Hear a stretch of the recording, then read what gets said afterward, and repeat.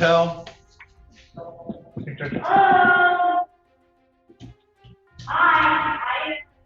Midnight to 018. Buckle up, guys. Today we're diving into one wild courtroom video featuring not one but two Karens having the worst day of their lives. The first case drops us into Judge Slovin's courtroom, where things spiral quickly. You can already feel the tension building before the defendant even gets a chance to speak.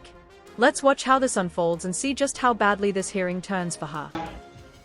Ms. Patel, today's the date and time set for your arraignment. I see that you've requested a court-appointed attorney. I'm requesting court-appointed attorney. All right, sir. Then I'm going to go ahead and arraign you myself. Ma'am, you understand that you do have the right to remain silent. Anything you say can and will be used against you at trial. You also have the right to an attorney. If you cannot afford an attorney, one will be appointed to you by the court at public expense. Do you understand those rights? I understand. Okay, that's good. So it is alleged that on July the 4th, 2023, that you violated City Ordinance 32-277, which is commonly known as disturbing the peace. That is a misdemeanor punishable by 93 days in jail and or up to $500 in fines. As to that charge, I'm going to enter a plea of not guilty. Say again? The judge starts the arraignment, carefully explaining rights and charges, but the defendant can't sit still long enough to hear the basics. She interrupts repeatedly, drowning out the judge's attempt to clarify that this misdemeanor could mean 93 days in jail and hefty fines.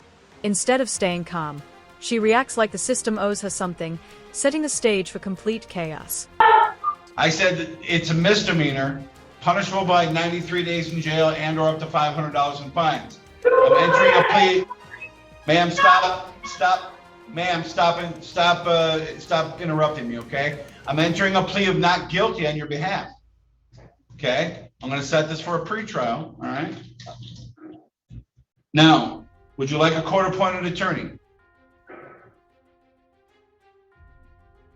No? Okay. All right.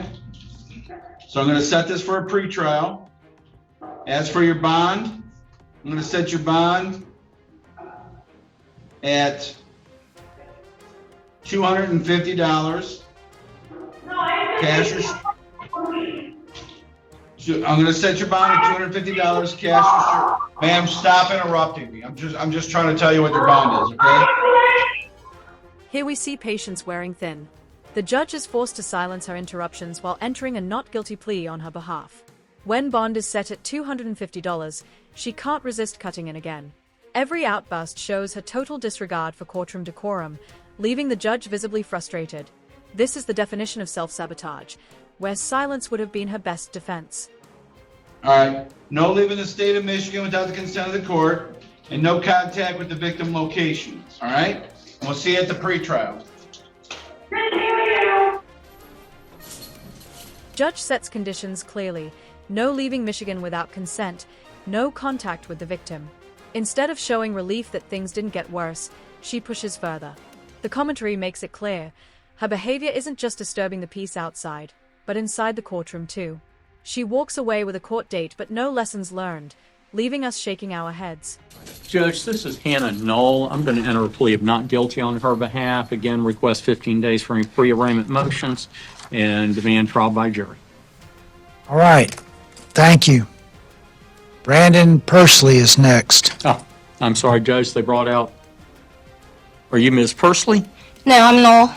Yeah. They brought up Ms. Knoll. I'm sorry. All right. You pled her not guilty, didn't you? Oh, okay. I maybe misunderstood. I thought that you were saying that I was talking on behalf of the wrong person. I apologize. All right. Thank you, ma'am. Oh, okay. Can I ask how it went? I'm not sure what happens. He pled you not guilty. Now we shift to Florida's Okaloosa County, and the spotlight falls on another Karen, who instantly tries to take charge of the courtroom. When confusion over names arises, she seizes the moment, demanding explanations.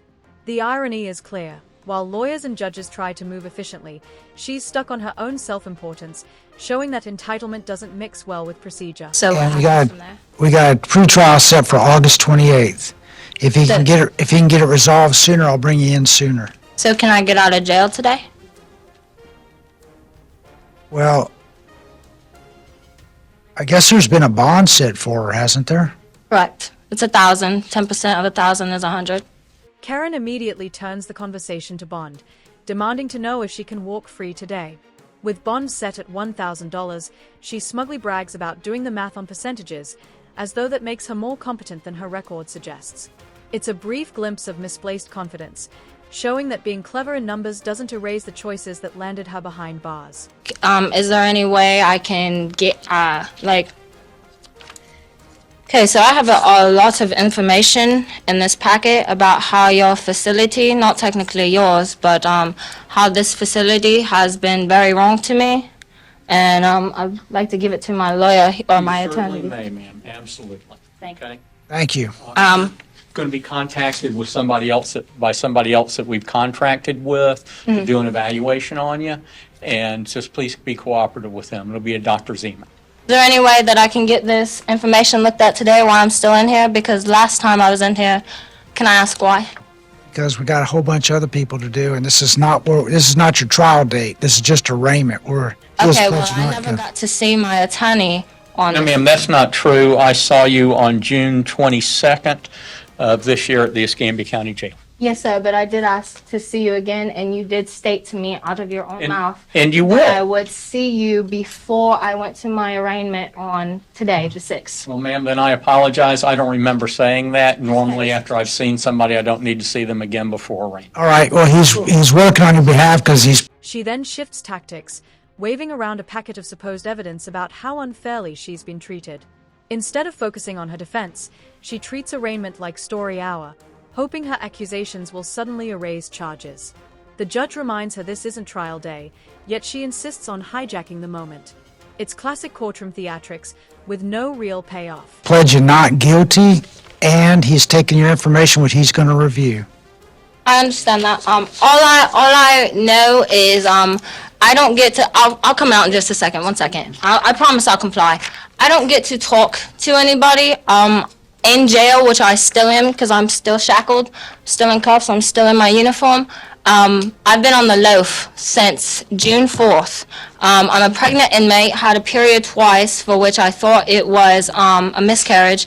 They do not let me go to medical. They refuse me medical. I have a sitcom plus notes written in that envelope stated to whom it may concern, which is my attorney, along with his business card. So that states that I did see him and I did ask to speak with him before I came to court today. I would like to know why I'm being treated so unfairly, and why it is that I don't get to speak with anybody of power except, of course, your COs who don't like to be at my liberty as an inmate. Y'all call me by inmate Nor or Hannah Nor, not called by my inmate number. Therefore, I have all my rights that I had coming into jail. I'm 21 years old. I had a clean record before I entered this town, and The drama escalates as she claims mistreatment in jail, talks about pregnancy and miscarriage concerns, and accuses staff of ignoring medical needs. While the court listens briefly, the reality is clear: this isn't the place for medical complaints. Her spiraling grievances only highlight the gap between her expectations and courtroom procedure. Every second feels like watching a derailment in real time. that ended last year. What I want to know is how I assumed 2 misdemeanors and a felony in this town within a month and a half of each other, and I managed to keep a clean record my whole gosh darn life. Very good. Food for thought. Your attorney's pledging not guilty. Thank you. Next. But as I figured. Bye, have a great time. By the end, she's still talking about her clean past and disbelief at how quickly her record filled with charges. The judge has heard enough, cutting things short with a not guilty plea and moving on. It's the perfect example of how entitlement crashes against the hard wall of legal process. Don't forget to like the video and subscribe to the channel, and we'll see you in the next video.